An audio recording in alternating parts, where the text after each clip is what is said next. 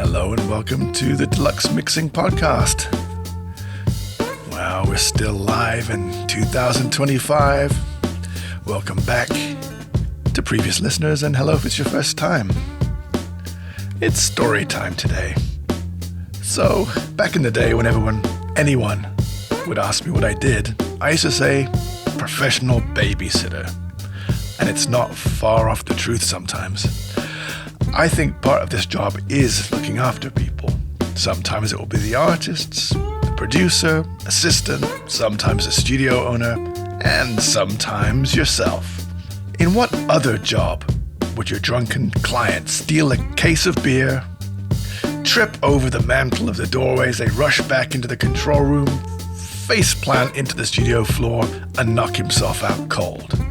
Of course, this guy chose to rob the store directly opposite the studio, so I had to hastily return the beer and make very apologetic noises to the irate Indian shopkeeper who was on the phone to the police. Now, if nothing else, this job will help you develop your people and/or zookeeping skills. You also may have to try and rescue hapless kids transporting their gear across a road, which today, of all days, happens to be in use mid-city marathon. That was a good one.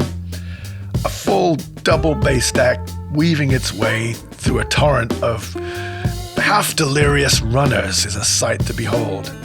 City marathons, really, though. Why is that a good idea? Especially on a Sunday morning when we have rock and roll to make. There are also really serious things that happen. We'll get to that. And the longer and the more weird the session, and the more remote the studio, the weirder it generally gets. I remember once recording in a remote farmhouse in Wales. About 4 hours after we arrived, the police showed up as the small local police office got robbed shortly after our arrival. Now, it wasn't us, but we were viewed with deep suspicion after that. I'm glad they didn't come back, though, because the band had discovered Mother Nature had decided to place us in a huge field of magic mushrooms. So things didn't get any less weird that week. Now, my former recording school lecturer came along to see how I was doing in the recording world and created himself a little job, which would be to march in every 20 minutes or so and say, "Eat these," handing the band a dose of freshly picked magic mushrooms. It quickly turned into some kind of Lord of the Flies shit. Another time, I recorded with a famous band who I'd loved since I was a kid, but as these things often are, it was completely miserable.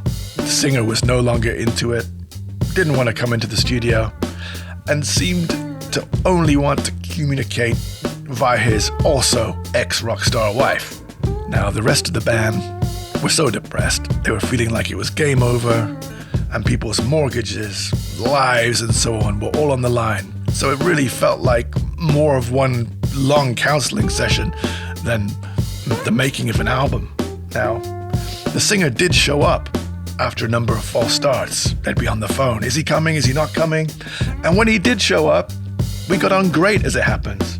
But that didn't really seem to sit too well with the other main musical force of the band, the leader, who wasn't really allowed in the room when we were recording, or so it would seem. Since he did show up, I tried really hard to make him feel comfortable and help him get out of his shell. I got him to engage in the game of, what would this guy do? Loosely speaking, develop an alter ego, freeing yourself from your own constraints, then performing as that guy. That way, it's not your fault. For me, it was the best part of the process. It was actually fun. Bear in mind, you're doing 12-hour days, 6 days a week. So it's pretty hardcore when you're working in a residential. So eventually we managed to wrap it up. They left, and then they got someone else to mix the album very badly. And I never spoke to them again. That's another thing. The anxiety at the end of a project.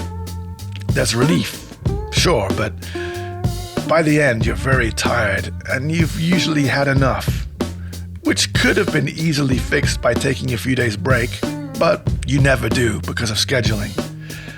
There's also this weird sense of loss you have when you've been with people 24/7. You become close and then nothing. Maybe you'll see them again in 3 years. I'd hold all this stuff inside me and assume that it was some kind of my malfunction, but I remember sitting at the airport about to fly home with the producer I was working with and saw the effect having a simple conversation with the lady at the check-in desk and how it affected him. Slight traces of tears in his eyes because he was connecting with a human from the outside. Even 2 weeks with a lack of feminine energy can really mess with your head. You sometimes find yourself in the position of being piggy in the middle too.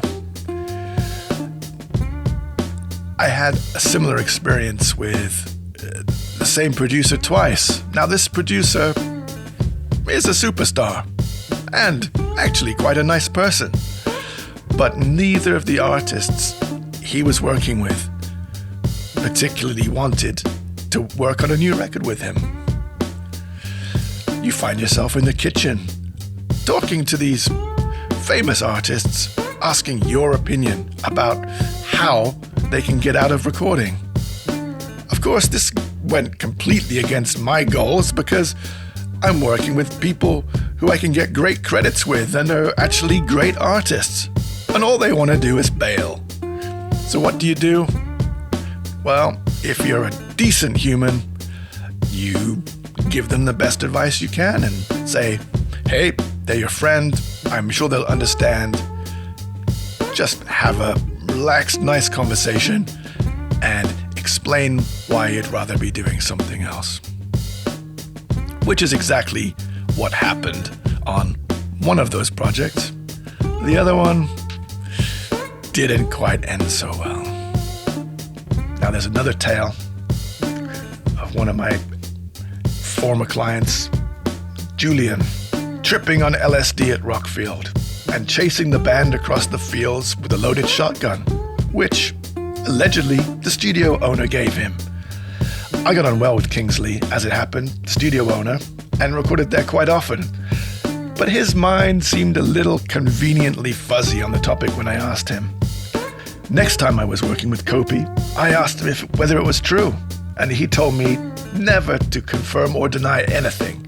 So, learning from that, I can't comment on whether or not that actually happened.